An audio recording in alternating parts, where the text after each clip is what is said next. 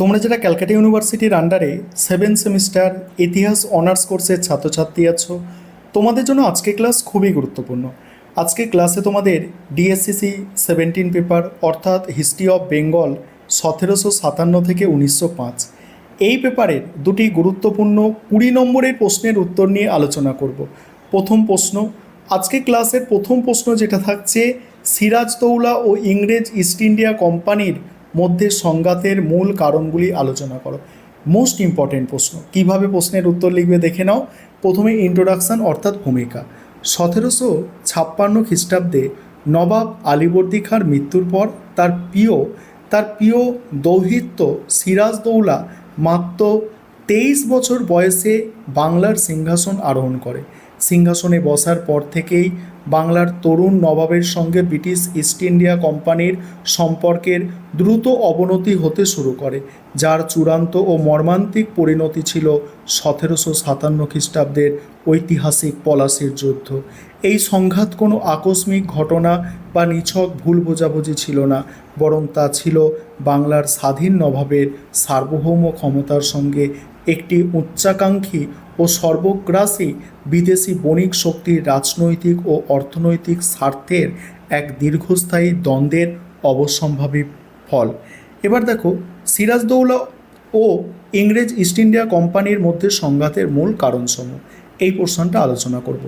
তবে তার আগে বলো, কে কে পড়াশোনা শুরু করেছো? 7 সেমিস্টারে 5টা পেপার, কিন্তু ভালো করে পড়াশোনা শুরু করো এবং আমি যতটা তোমাদের সাপোর্ট করতে পারি করছি।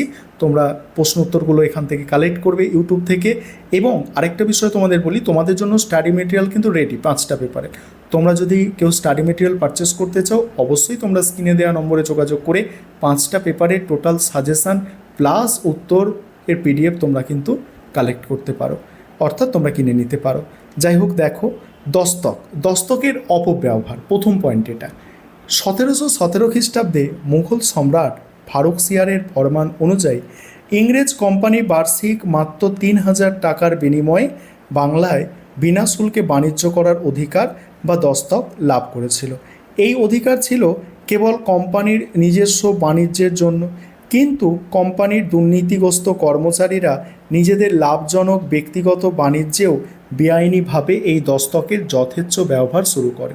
এর ফলে বাংলার নবাবের রাজকোষে বিপুল পরিমাণে বৈধ রাজস্ব থেকে বঞ্চিত হচ্ছিল।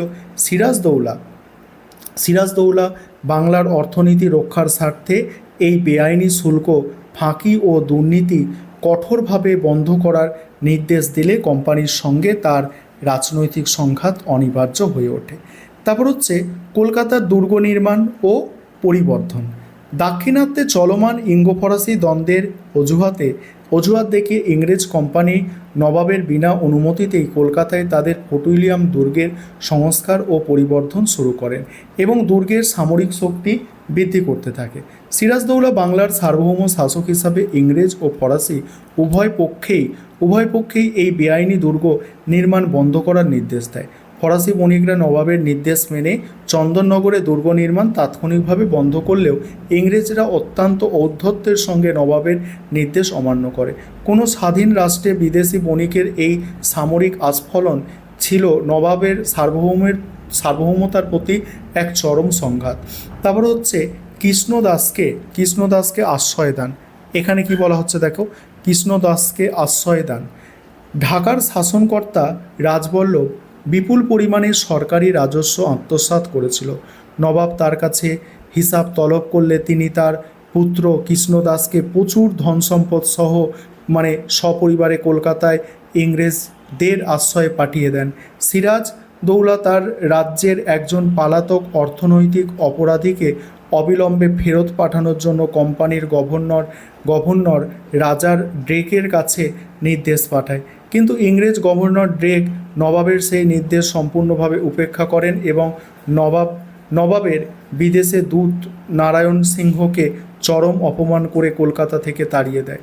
এবার পরের পয়েন্ট হচ্ছে নবাবের প্রতি অবজ্ঞা ও শিষ্টাচার লঙ্ঘন। তৎকালীন যুগের রাজনৈতিক প্রথা অনুযায়ী কোনো নতুন নবাব বাংলার সিংহাসন আরোহণ করলে বিদেশি বণিকদের পক্ষ থেকে তাকে উপযুক্ত ঔপঢোকন বা নাচরানা পাঠিয়ে আনুগত্য বা সম্মান জানানো হয়। কিন্তু সিরাজদৌল্লা সিংহাসনে বসার পর ফরাসি বা ওলন্দাজরা প্রথা মেনে সম্মান জানালেও ইংরেজরা তাকে কোনো ঔপঢোকন পাঠায়নি, উপরন্তু তারা নবাবের প্রতি চরম অবজ্ঞা প্রদর্শন করে। এই উদ্দেশ্য প্রণোদিত রাজনৈতিক শিষ্টাচার লঙ্ঘন নবাব সিরাজকে কোম্পানির প্রতি অত্যন্ত ক্ষুব্ধ করেছিল। তারপর হচ্ছে কোম্পানির সাম্রাজ্যবাদী ঔদ্ধত্য ও গোপন ষড়যন্ত্র। আধুনিক ইতিহাসবিদদের মতে ইংরেজ ইস্ট ইন্ডিয়া কোম্পানি ততদিন কেবল একটি সাধারণ বাণিজ্যিক প্রতিষ্ঠান ছিল না, তাদের সাম্রাজ্যবাদী বাসনা ক্রমশ প্রকট হচ্ছিল। নবাব সিরাজের বিরুদ্ধে তার নিজ পরিবারের সদস্য ঘসেটি বেগম, সেনাপতি মির্জাফর এবং প্রভাবশালী ব্যবসায়ী উমি চাঁদ ও জগৎ শেঠ প্রমুখ যে অভ্যন্তরীণ ক্ষোভ ছিল, ইংরেজরা অত্যন্ত সুকৌশলে তাকে কাজে লাগায়। তারা নবাবকে ক্ষমতাচ্যুত করতে এই বিরোধী গোষ্ঠীর সঙ্গে গোপনে গভীর ষড়যন্ত্রে লিপ্ত হয়, যা সিরাজ জানতে পেরে কোম্পানির বিরুদ্ধে কঠোর সামরিক পদক্ষেপ নিতে বাধ্য হয়। এবার উপসংহার দিয়ে প্রশ্নের উত্তর শেষ করতে হবে তোমাদের। আর কেমন লাগলো বলবে প্রথম প্রশ্নের উত্তরটা তোমাদের। এবার দ্বিতীয় প্রশ্ন হচ্ছে বাংলার দেওয়ানি লাভের পর্যায়গুলি চিহ্নিত করো আর এর ঐতিহাসিক তাৎপর্য কী। এই প্রশ্নের উত্তরটা এবার দেখো। প্রথমে ইন্ট্রোডাকশান। 1765 খ্রিস্টাব্দে ইংরেজ east India company Bangla, Bihar, উড়িষ্যার দেওয়ানি বা রাজস্ব আদায়ের অধিকার লাভ ভারতের ইতিহাসে এক যুগান্তকারী ও সুদূরপ্রসারী ঘটনা। দেখো 1757 কী হলো, পলাশির যুদ্ধ হয়ে গেল, তারপর 64তে বক্সারের যুদ্ধ হলো, তারপরে 65তে গিয়ে কিন্তু 64র পরে ইংরেজদের ক্ষমতা পুরো ভারতে পাকাপাকি হয়ে গেল এবং তারপরেই দেওয়ানি লাভ, 1765তে দেওয়ানি লাভ। ঠিক আছে, দেওয়ানি লাভের মাধ্যমে ব্রিটিশ কোম্পানি নিছক এক বণিক গোষ্ঠী থেকে ভারতের এক বিস্তৃত ও সমৃদ্ধ অঞ্চলের প্রকৃত শাসকে পরিণত হয়। এই ঘটনা স্বাধীন বাংলার কফিনে শেষ পেরেক পুঁতে দিয়েছিল এবং ভারতে ব্রিটিশ সাম্রাজ্যবাদের শক্ত ভিত রচনা করেছিল। পলাশির যুদ্ধে ইংরেজদের সামরিক শ্রেষ্ঠত্ব প্রমাণ করেছিল, কিন্তু দেওয়ানি লাভ তাদের বাংলার প্রকৃত আইন ও অর্থনৈতিক অধিকার প্রদান করে। এবার কি বাংলায় দেওয়ানি লাভের পর্যায় ও ঐতিহাসিক তাৎপর্য। প্রথম হচ্ছে বক্সারের যুদ্ধ ও প্রেক্ষাপট নির্মাণ। 1757 খ্রিস্টাব্দে পলাশির যুদ্ধের পর থেকেই ব্রিটিশ কোম্পানি বাংলার রাজনীতিতে নিজেদের নিরঙ্কুশ আধিপত্য কমাতে শুরু করে। কিন্তু স্বাধীনচেতা নবাব মীর কাসিম বাংলার সিংহাসনে বসে কোম্পানির একচেটিয়া আধিপত্য, দস্তকের অপব্যবহার, বেআইনি বাণিজ্যের কড়া প্রতিবাদ করলে সংঘাত অনিবার্য হয়ে ওঠে। 1764 খ্রিস্টাব্দে ঐতিহাসিক বক্সারের যুদ্ধে মীর কাসিম, অযোধ্যার নবাব সুজাউদ্দৌলা এবং মুঘল সম্রাট দ্বিতীয় শাহ আলমের সম্মিলিত বাহিনী ইংরেজ সেনাপতি হেক্টর মুনরোর কাছে শোচনীয়ভাবে পরাজিত হয়। এই চূড়ান্ত পরাজয় ভারতের বুকে মুঘল সাম্রাজ্য ও স্থানীয় নবাবদের সামরিক দুর্বলতা চরমভাবে উন্মোচিত করে দেয় এবং কোম্পানি দেওয়ানি লাভের আইনি পথ প্রশস্ত হয়। তারপর হচ্ছে এলাহাবাদের চুক্তি ও দেওয়ানি লাভ। এখানে কি বলা হচ্ছে দেখো, বক্সারের যুদ্ধের পর বাংলার রাজনৈতিক পরিস্থিতিতে অত্যন্ত জটিল আকার ধারণ করে।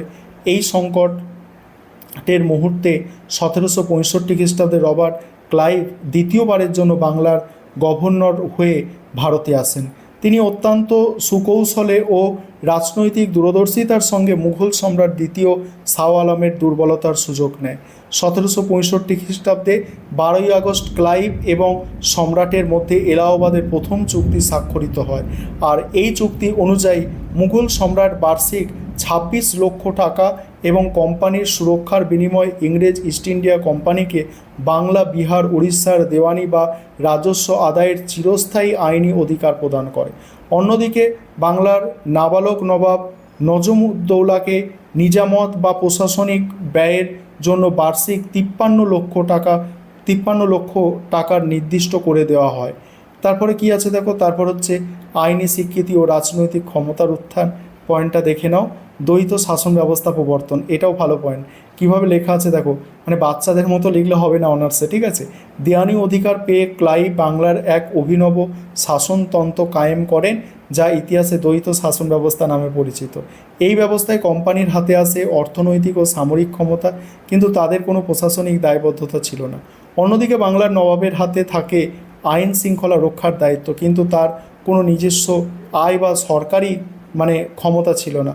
অর্থাৎ বাংলার প্রশাসনিক ব্যবস্থায় নবাব পেলেন ক্ষমতাহীন দায়িত্ব আর কোম্পানি পেলেন দায়িত্বহীন ক্ষমতা, যার ফলশ্রুতিতে বাংলায় চরম অরাজকতার সৃষ্টি হয়। এইভাবে প্রশ্নের উত্তর তোমাদের গুছিয়ে লিখতে হবে ভালো নম্বর পাওয়ার জন্য। আবারও বলছি যে তোমাদের যাদের স্টাডি মেটেরিয়ালের একান্তই দরকার আছে তোমরা কিন্তু যোগাযোগ করতে পারো। আর আমি ইউটিউবে সময় সময় কিছু গুরুত্বপূর্ণ প্রশ্ন উত্তর নিয়ে তো আলোচনা করবই।